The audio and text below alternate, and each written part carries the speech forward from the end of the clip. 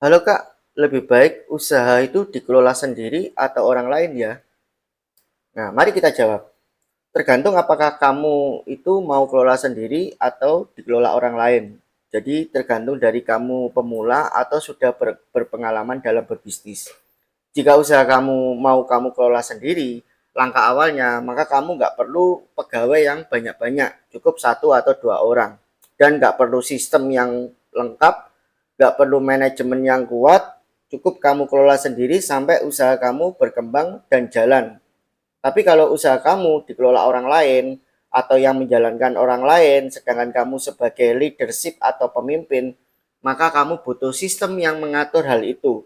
Mulai dari butuh skill dan keahlian dalam kepemimpinan sampai manajerial Standarnya dalam mengaturnya. 30 mili ya. Apa saja yang perlu diperhatikan jika usaha itu dikelola orang lain ya? Yang pertama adalah sistem. Terus habis itu Kamu butuh sistem dilepas buat dan pengawasan, dia nggak bisa dua pemantauan, kali ya. Sekali pengendalian, aja dan mungkin yang mekanisme mbaknya kerja nggak tahu. atau alur SOP sehingga usaha kamu jalan tanpa Terus perlu kita ada buang, seorang ampasnya jangan owner dibuang di atau sini pemimpin atau setiap harinya. Jadi dibuang cukup di mungkin 3 hari sekali knockbox, atau terus satu dibuang minggu ke sekali ke sampah. sana ownernya atau Jangan dibuang di leadershipnya. sink atau di Lalu yang wastafel. kedua adalah Nanti leadership. takutnya dia Kamu nanti butuh seorang asisten mampet. atau leadership sebagai pengganti Terus kalau kamu bisa dilap jika aja. kamu tidak di sana, atau istilahnya ada Kalau pemimpin, dicuci pakai pemimpin air, harian nggak yang sering-sering buat biar menata, nggak mengelola, dan karatan. mengeksekusi, yang bertanggung jawab pada operasional, skill, dan keahlian. Jadi seseorang ini dibutuhkan dalam memimpin termasuk mengambil Depannya keputusan-keputusan. nggak kelihatan. Lalu yang ketiga adalah standarisasi.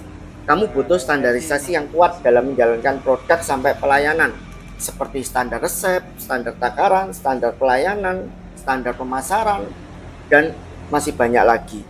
Jadi jika tahap ini terpenuhi, maka tugas owner hanya melakukan pengembangan ataupun juga melakukan pemasaran dalam usahanya, serta evaluasi untuk usahanya apakah sudah layak dikelola orang lain atau belum. Jadi jika kalau belum bisa dikelola orang lain, maka ownernya harus turun tangan, harus kelola sendiri. Nah, jika kamu ingin bergabung dalam paket kemitraan rumah kopi ataupun khusus di rumah kopi institute, kamu akan diajarkan mulai dari skill-skill di atas, mulai dari membuat sistem, leadership, sampai standarisasi. Terima kasih.